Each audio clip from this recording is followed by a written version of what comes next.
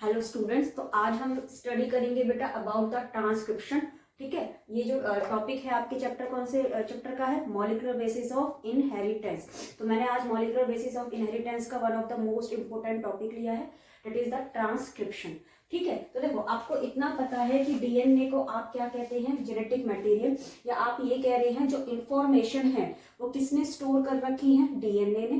पूरी बॉडी की जो इंफॉर्मेशन है वो किस पे लिखी हुई है? डीएनए पे।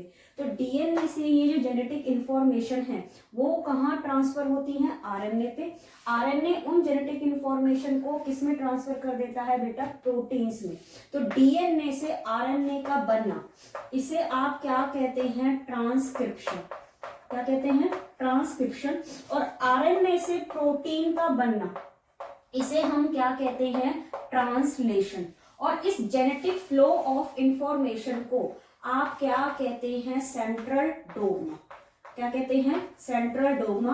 कमेंट में आप मुझे बताओगे कि साइंटिस्ट ने दिया था ये सेंट्रल डोग्मा। ठीक है, तो आज हम पढ़ने वाले हैं दिस पार्ट कि डीएनए से आरएनए कैसे बनता है, जिसे आप क्या कह रहे हैं? ट्रांसक्रिप्शन। तो देखो बेटा, आपको पता है डीएनए डीएनए आपका कैसा होता है? Double standard. कैसा होता है? Double standard. सो इस डबल स्टैंडर्ड से आपको क्या बनाना है? Single strand RNA. ठीक है, तो डीएनए आपका कैसा है? Double strand. डीएनए कैसा है आपका? Double strand. लेकिन जो आरएनए होता है वो कैसा होता है? Single strand.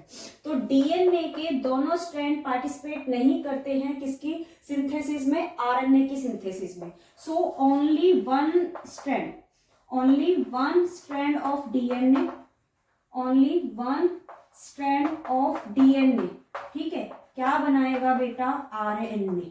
क्या बनाएगा? आरएनए। और जो one strand of DNA RNA बनाता है उसको आप क्या कहते हैं? Template strand of DNA. क्या कहते हैं? Template strand of DNA. तो एनसीईआरटी की अगर मैं डेफिनेशन की बात करूं जो ट्रांसक्रिप्शन की दे रखी है, तो एनसीईआरटी कहती है the कॉपिंग process of the genetic information from the one strand of DNA.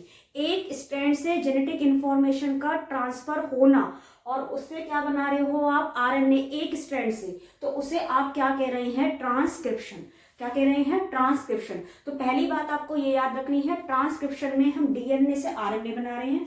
DNA कैसा होता है? Double stranded. लेकिन डीएनए के दोनों स्ट्रैंड आरएनए को बनाने में पार्टिसिपेट नहीं करते। जो आरएनए बनेगा वो डीएनए के एक स्ट्रैंड से बनेगा, और जिस स्ट्रैंड से बनेगा उसे हम क्या कहेंगे? Template strand. तो देखो, क्यों डीएनए के दोनों स्ट्रैंड पार्टिसिपेट नहीं कर सकते हैं? रीजन क्या है उसका? तो आपको पता है डीएनए के कितने स्ट्रैंड हैं? 2। तो एक स्ट्रैंड की डायरेक्शन हम लिख रहे हैं 3' टू 5', तो अदर स्ट्रैंड की डायरेक्शन होगी 5' टू 3', क्योंकि आपको पता है डीएनए की जो पोलैरिटी होती है वो कैसी होती है? Anti parallel. अब डीएनए पे ये सीक्वेंस है, तो यहाँ पे लिख रहा है मान लो AGCT।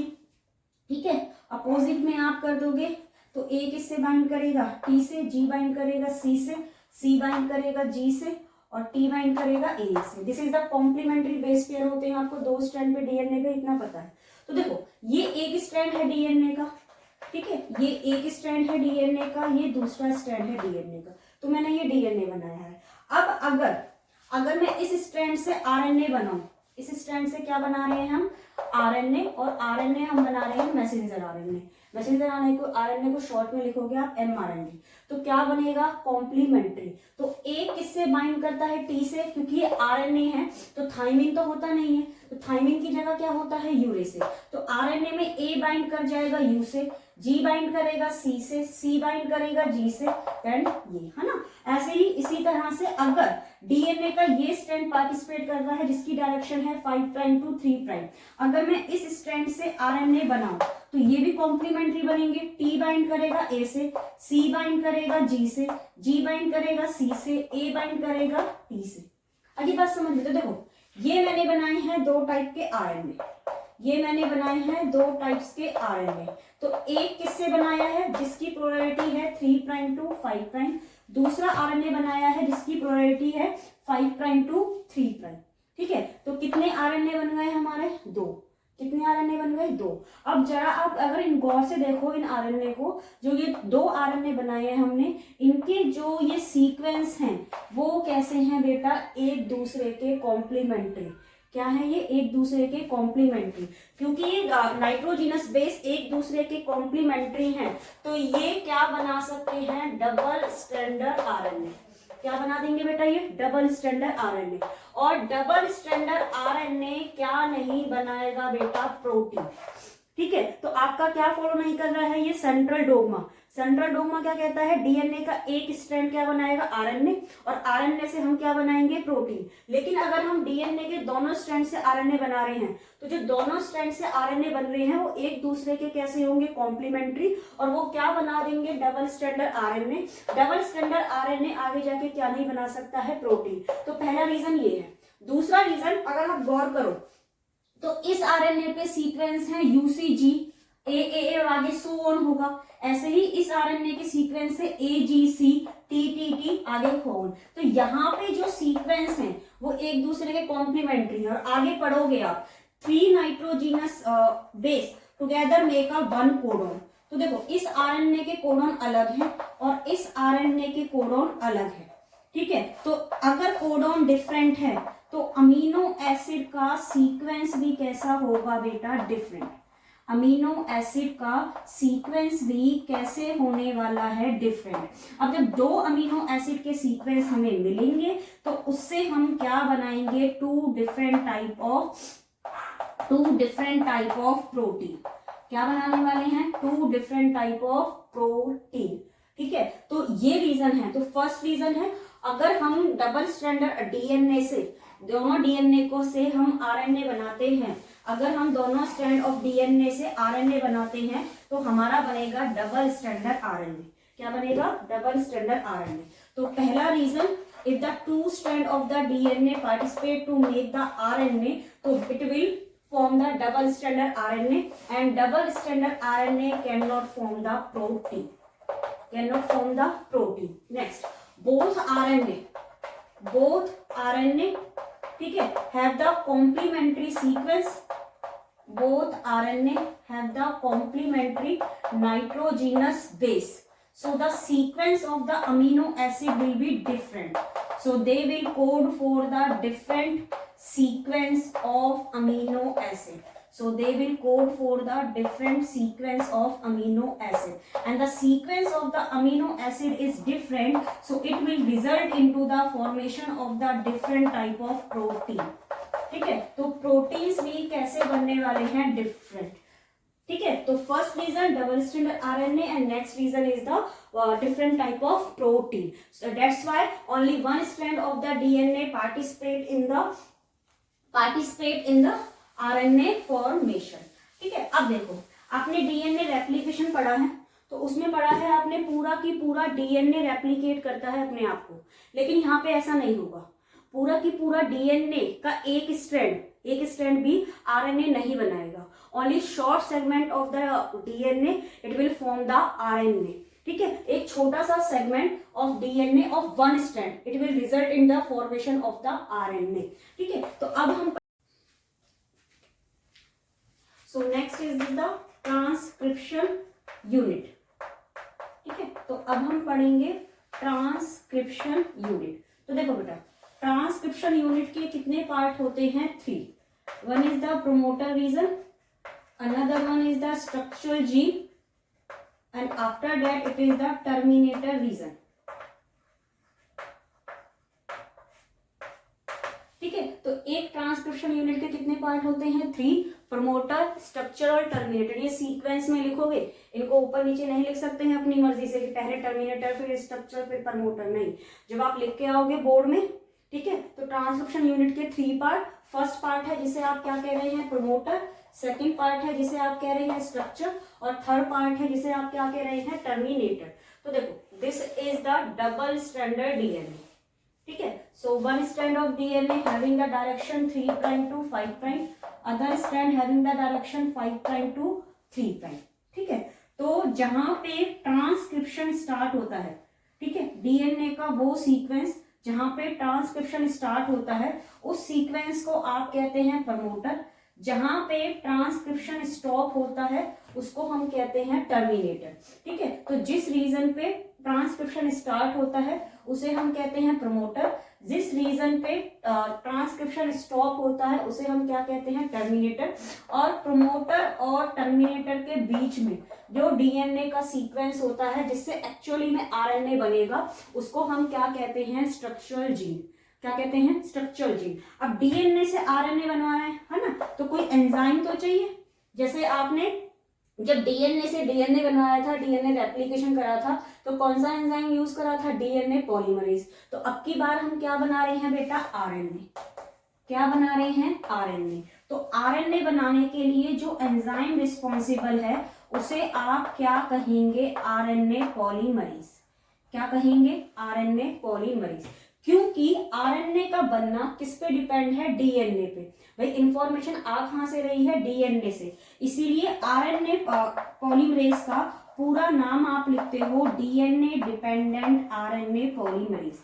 क्या नाम लिखते हैं बेटा, डीएनए डिपेंडेंट आरएनए पॉलीमरेज। अब आरएनए पॉलीमरेज का ट्रांसक्रिप्शन में 2 रोल हैं, ठीक है। जो बच्चे बस एक बात याद रखते हैं कि आरएनए पॉलीमरेज क्या करवा रहा है, ट्रांसक्रिप्शन। लेकिन उसके अलावा जैसे आपने डीएनए को रेप्लिकेशन के दौरान क्या करा था, अनवाइंड, खोला था ना, उसे ओपन करा था। ऐसे ही डीएनए डबल स्ट्रैंड है, एक स्ट्रैंड पार्टिसिपेट करेगा, लेकिन वो डबल स्ट्रैंड कैसे है बेटा, helical.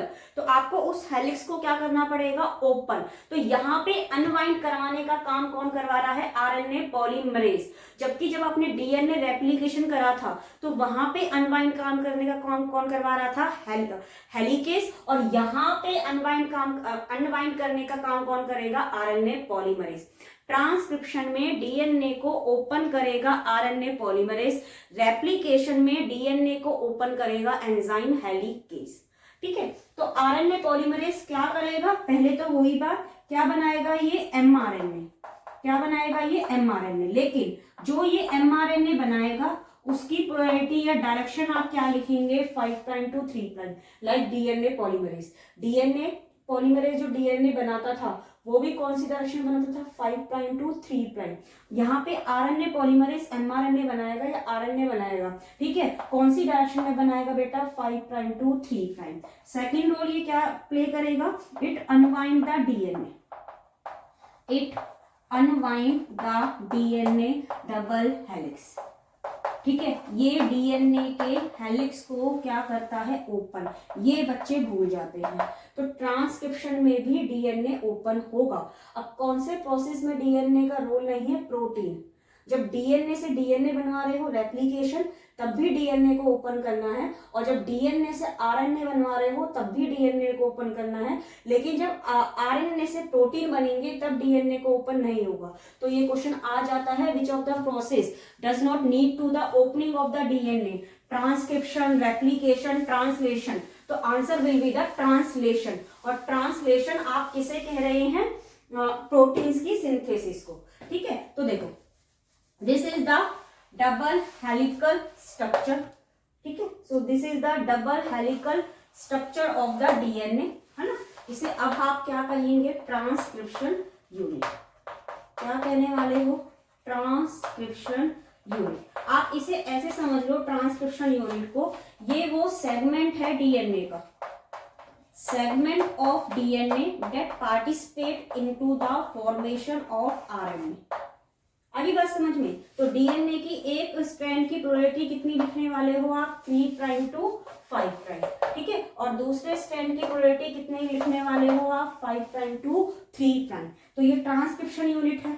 This region is the promoter region, है ना। This region is the terminator region. And बीच में आप क्या कह रहे हैं, स्ट्रक्चरल जीन। क्या कह रहे हैं बेटा, स्ट्रक्चरल जीन, ठीक है। और यहाँ पे क्या लिखे हुए हैं, नाइट्रोजीनस बेस सीक्वेंस, ठीक है। क्या लिखे हुए हैं, nitrogenous base sequence, like this. अब क्या होगा, कितने पार्ट पढ़े हैं आपने, ट्रांसक्रिप्शन यूनिट के 3।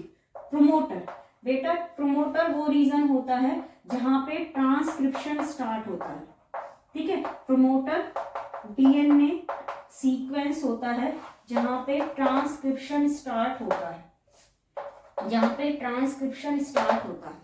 अब ट्रांसक्रिप्शन को स्टार्ट करने के लिए कौन सा एंजाइम चाहिए आपको, आरएनए पॉलीमरेज। कौन सा एंजाइम चाहिए? RNA polymerase. और आरएनए पॉलीमरेज जो एमआरएनए बनाएगा वो कौन सी डायरेक्शन में बनाएगा बेटा? 5 प्राइम टू 3 प्राइम। कौन सी डायरेक्शन में बनाएगा? 5 प्राइम टू 3 प्राइम। लेकिन अब ये जो आरएनए पॉलीमरेज है इसको ये पता है मैं जो राइबोन्यूक्लियोटाइड ऐड करूंगा फॉर द आरएनए फॉर्मेशन वो कौन सी डायरेक्शन में करूंगा? 5 प्राइम टू 3 प्राइम। लेकिन इसको डायरेक्शन बताने का काम कौन करेगा? Sigma factor. कौन काम करने वाला है? Sigma factor. तो जैसे डीएनए रेप्लिकेशन में है ना, डीएनए रेप्लिकेशन में डीएनए पॉलीमरेज को डायरेक्शन किसने दी थी? आरएनए प्राइमर में, है ना।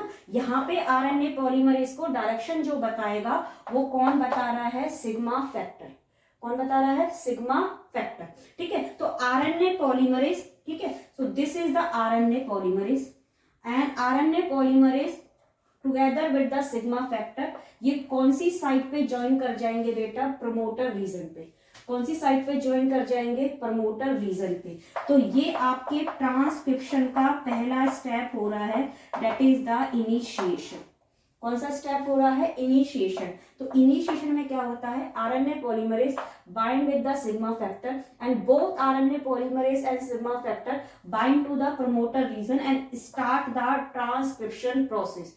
तो इनिशिएशन में आपको किसकी नीड पड़ेगी? सिग्मा फैक्टर की। किसकी नीड पड़ेगी? सिग्मा फैक्टर की। एक बार बाइंडिंग हो जाए, आरएनए पॉलीमरेज इस प्रमोटर साइट पे बाइंड कर जाए, आरएनए पॉलीमरेज किस पे बाइंड कर जाए?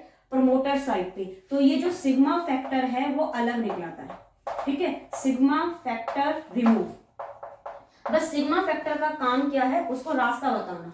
ठीक है भाई, किसी को रास्ता नहीं पता है वो कैसे जाएगा?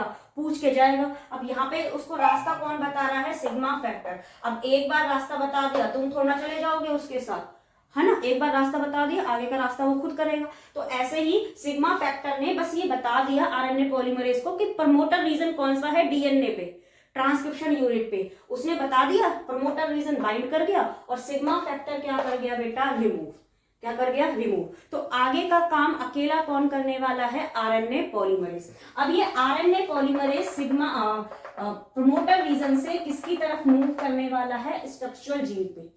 किसकी तरफ मूव करने वाला है? स्ट्रक्चरल जीन पे। अब स्ट्रक्चरल जीन में डीएनए पे क्या लिखे हुए हैं? Nitrogenous base. तो आरएनए पॉलीमरेज उसके कॉम्प्लीमेंट्री नाइट्रोजिनस बेस लेके आएगा। जैसे ए की जगह पे क्या लेके आएगा? यू, क्योंकि आरएनए बना रहे हैं हम। जी की जगह क्या लेके आएगा? सी की जगह क्या लेके आएगा? जी। टी की जगह क्या लेके आएगा? ए की जगह क्या लेके आएगा? यू। जी की जगह क्या लेके आएगा? सी।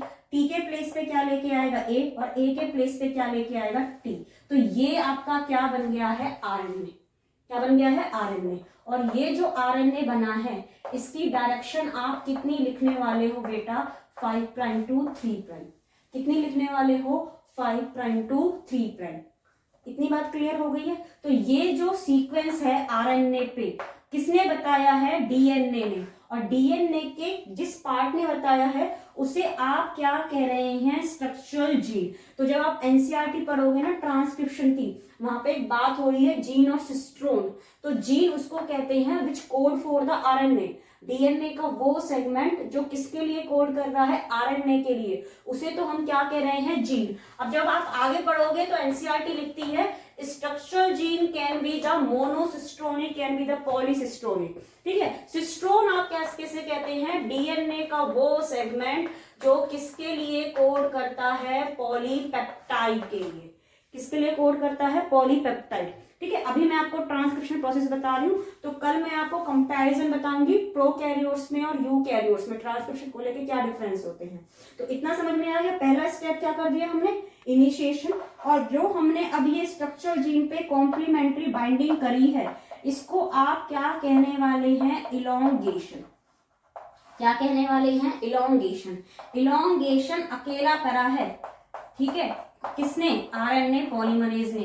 किसी की हेल्प नहीं ली है क्योंकि ये काम वो खुद कर सकता है।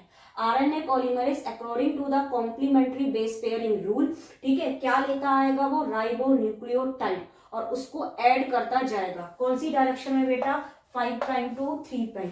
जैसे जैसे आरएनए मूव करेगा स्ट्रक्चरल जीन पे, अब आरएनए पॉलीमरेज मूव करेगा स्ट्रक्चरल जीन पे, वैसे वैसे किसकी सिंथेसिस होती जाएगी? आरएनए की। ठीक है, अब स्ट्रक्चरल जीन से आरएनए मूव कर गया है बेटा टर्मिनेटर साइड पे।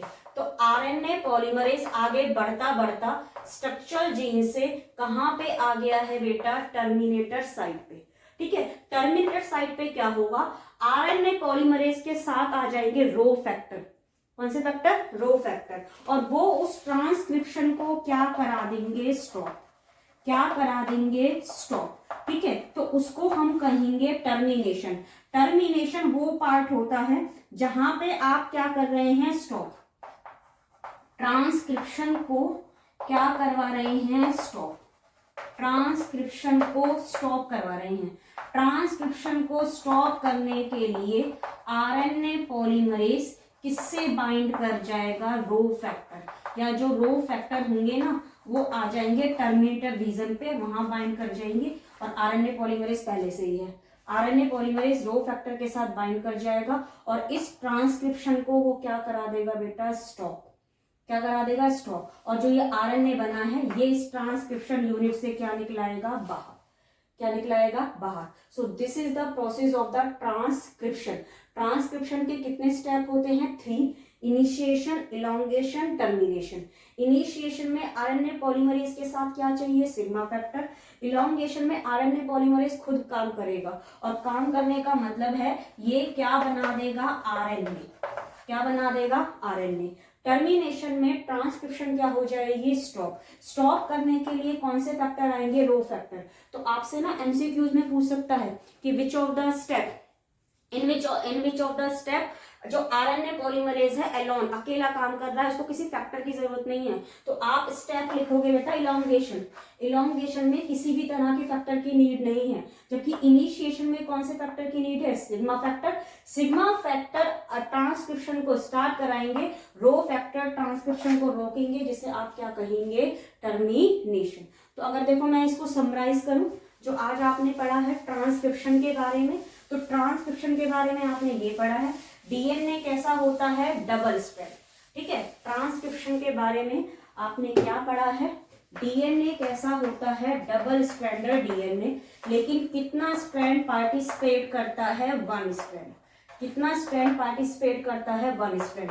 जो डीएनए का स्ट्रैंड पार्टिसिपेट करता है उसको आप कहते हो टेम्पलेट। तो टेम्पलेट की प्रोबेबिलिटी कितनी लिखोगे आप, 3 प्राइम टू 5 प्राइम, क्योंकि जो आपका आरएनए बनेगा, जो आपका आरएनए बनेगा उसकी डायरेक्शन कितनी लिखोगे आप, 5 प्राइम टू 3 प्राइम। तो उसके एंटी पैरेलल तो चाहिए ना डायरेक्शन, है ना। और जो डीएनए का स्ट्रैंड पार्टिसिपेट नहीं करेगा, ठीक है, जो डीएनए का स्ट्रैंड ट्रांसक्रिप्शन में पार्टिसिपेट नहीं करेगा उसको आप क्या कहने वाले हैं, कोडिंग स्ट्रैंड। क्या कहने वाले हैं बेटा, कोडिंग स्ट्रैंड। और कोडिंग स्ट्रैंड की डायरेक्शन आप कितनी लिखने वाले हो, 5 प्राइम टू 3 प्राइम। तो जो डीएनए का स्ट्रैंड पार्टिसिपेट करे उसको आप कहेंगे टेम्पलेट, और जो डीएनए का स्ट्रैंड पार्टिसिपेट नहीं करे उसको आप क्या कह देंगे, कोडिंग। ठीक है, तो जो मैंने ट्रांसक्रिप्शन यूनिट बनाई थी ना, जिस स्ट्रैंड की डायरेक्शन 3 प्राइम टू 5 प्राइम थी उसे आप क्या कहेंगे, टेम्पलेट, और दूसरे स्ट्रैंड को आप क्या कहने वाले हैं, कोडिंग। ठीक है, रीजन इसके क्योंकि डबल स्ट्रैंडर्ड आरएनए बनेगा और प्रोटीन डिफरेंट साइज की बनेगी। फिर किसकी बात करी आपने, ट्रांसक्रिप्शन यूनिट की। ट्रांसक्रिप्शन यूनिट में कितने पार्ट करे आपने, 3। ट्रांसक्रिप्शन यूनिट में कितने पार्ट करे आपने, 3। कौन कौन से करे, प्रोमोटर, है ना, प्रोमोटर जहां पे ट्रांसक्रिप्शन स्टार्ट होगा, स्ट्रक्चरल जीन जहां पे आरएनए बनेगा, और टर्मिनेटर रीजन जहां पे ट्रांसक्रिप्शन स्टॉप होगा। ठीक है, प्रोमोटर रीजन पे आरएनए पॉलीमरेज के साथ क्या बाइंड करेंगे, सिग्मा फैक्टर। ठीक है, टर्मिनेशन रीजन पे आरएनए पॉलीमरेज के साथ क्या बाइंड करेंगे, रो फैक्टर। इलॉन्गेशन में या स्ट्रक्चरल जीन में कोई भी आपको फैक्टर्स नहीं चाहिए। ट्रांसक्रिप्शन के कितने स्टेप होने वाले हैं, 3। Initiation, elongation, termination. तो जहां पे प्रमोटर है वहां पे कौन सा स्टेप चलने वाला है, इनिशिएशन। ठीक है, जहां पे स्ट्रक्चरल जीन है वहां पे आरएनए बनेगा और कौन सा स्टेप चलेगा, इलॉन्गेशन। ठीक है, जहां पे टर्मिनेटर है वहां पे ट्रांसक्रिप्शन स्टॉप हो जाएगी और उसे आप कह देंगे टर्मिनेटर। क्या कह देंगे, टर्मिनेटर। फिर आरएनए को बनाने के लिए कौन सा एंजाइम चाहिए, आरएनए पॉलीमरेज। कौन सा एंजाइम चाहिए? RNA polymerase. आरएनए पॉलीमरेज का full name DNA dependent RNA polymerase. ठीक है, आप मुझे कमेंट में बताओगे रिवर्स ट्रांसक्रिप्शन क्या होता है और वहां पे एंजाइम्स की फुल फॉर्म क्या होगी, ये आप मुझे बताओगे। ठीक है, तो इसके लिए आपको एंजाइम चाहिए आरएनए पॉलीमरेज। नेक्स्ट, अब ये जो मैंने आपको ट्रांसक्रिप्शन पढ़ाया है, तो ये पढ़ाया है मैंने प्रोकैरियोट्स में। किसमें पढ़ाया है बेटा? मैंने प्रोकैरियोट्स। तो प्रोकैरियोट्स में जो आरएनए बनता है वो फंक्शनल बनता है।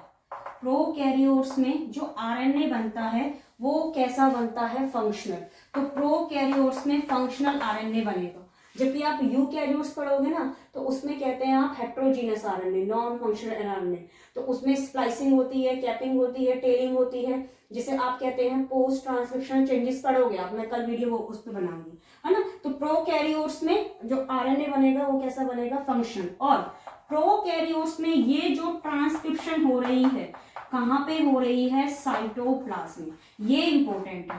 प्रोकैरियोट्स में जो आरएनए बन रहा है वो कहाँ पे बन रहा है? साइटोप्लाज्म में। क्योंकि प्रोकैरियोट्स में क्या होता है? न्यूक्लियोइड, न्यूक्लियर मेम्ब्रेन नहीं होती है, तो नेक्ड आरएनए डीएनए होता है वहां पे। तो वहां पे जो साइटोप्लाज्म में क्या बन रही है? RNA. So this is the about the transcription. I hope you understand. एक बार आप अपनी एनसीईआरटी की रीडिंग करो, कोई भी डाउट हो तो कमेंट सेक्शन में पूछो। ठीक है, थैंक यू।